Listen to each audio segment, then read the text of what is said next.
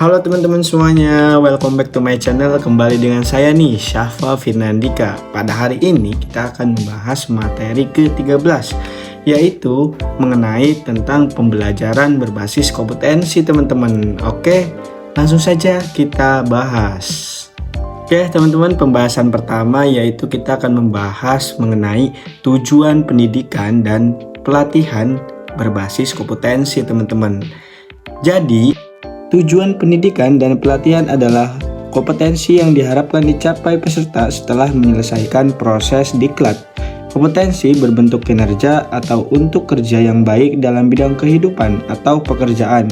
Kinerja yang baik dapat dicapai berkat kemampuan menerapkan pengetahuan, keterampilan, dan sikap perilaku.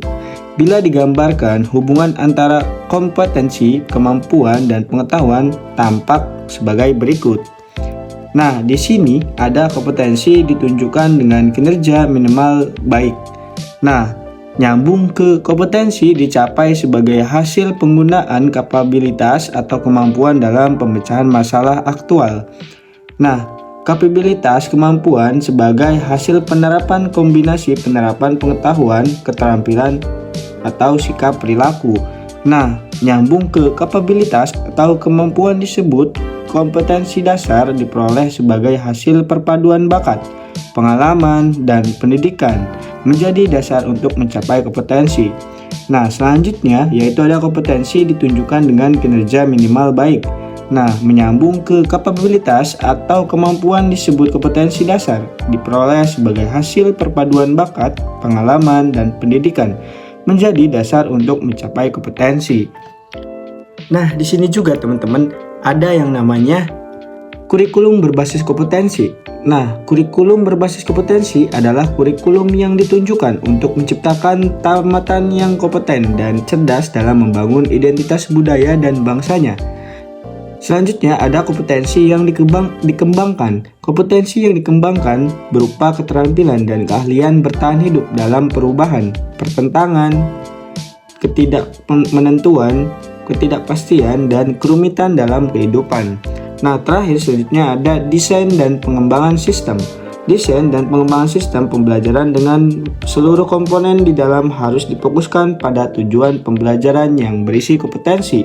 Pembelajaran berbasis kompetensi tidak hanya difokuskan pada pencapaian peserta diklat, tetapi juga pada pencapaian pengajar, teman-teman. Tuh.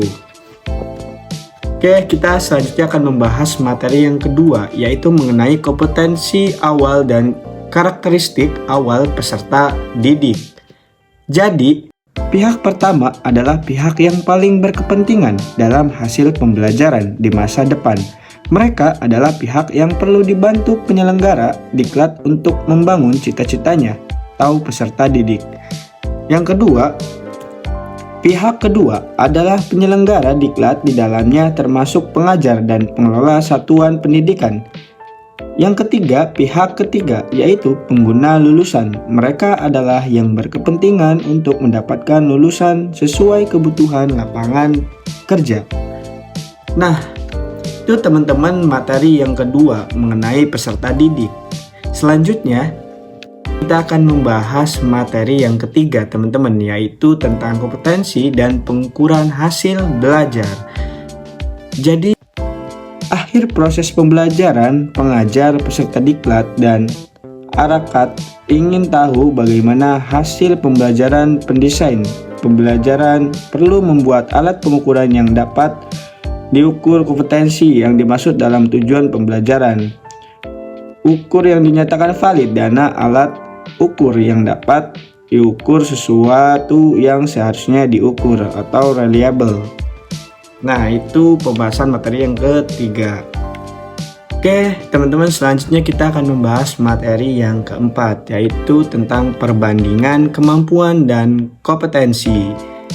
Teman-teman bisa lihat tabelnya ya. Nah, di sana pertama yaitu kemampuan dalam kawasan pengetahuan, keterampilan, sikap, kompetensi dasar atau kompetensi. Nah, yang pertama ada kemampuan menjelaskan cara membuat proposal penelitian.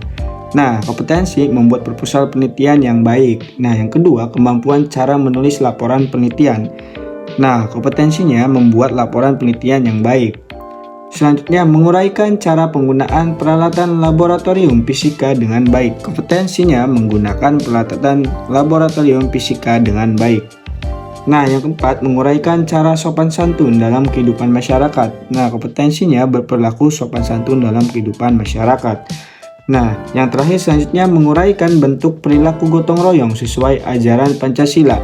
Nah, kompetensinya bergotong royong sesuai ajaran Pancasila. Nah, itu materi yang keempat. Selanjutnya, teman-teman, terakhir nih kita akan membahas tentang materi yang kelima, yaitu hubungan kompetensi dan strategis pembelajaran. Dan ada juga hubungan kompetensi dan pengajar atau fasilitator. Nah, langsung saja kita bahas. Nah, di sini teman-teman, pendesain pembelajaran diharapkan dapat melaksanakan kegiatan secara bertahap. Nah, yaitu yang pertama, menentukan tahapan dan langkah kegiatan pembelajaran dengan urutan isi yang diarahkan pada pencapaian kompetensi. Demikian pula pada saat menentukan metode, media, alat, dan alokasi waktu harus mempertimbangkan kesesuaian unsur dalam strategi instruksional dengan kompetensi dalam tujuan pembelajaran. Nah, yang kedua, itu ada mengajar melaksanakan rencana strategi pembelajaran yang telah disusun dengan memasukkan upaya pemberian motivasi sepanjang proses pembelajaran agar peserta didik memfokuskan perhatiannya pada seluruh pembelajaran.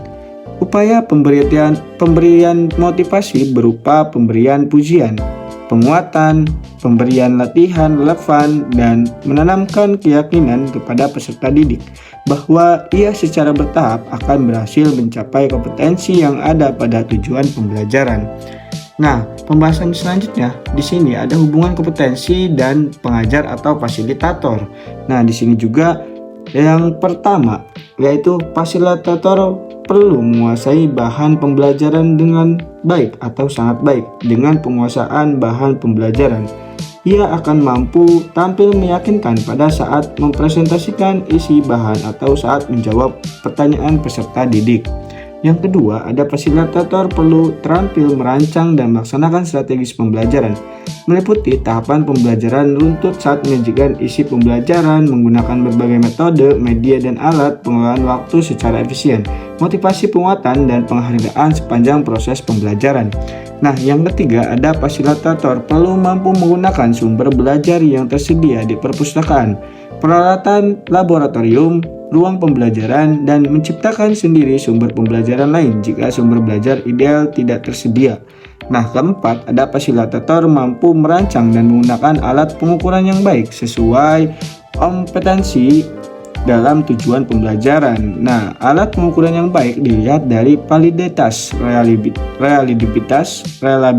reliabilitas, dan kepraktisan penggunaannya. Nah, yang terakhir, kelima adalah fasilitator mampu memperoleh dukungan tenaga pendidikan dan pengelola suatu pendidikan di tempat kerja.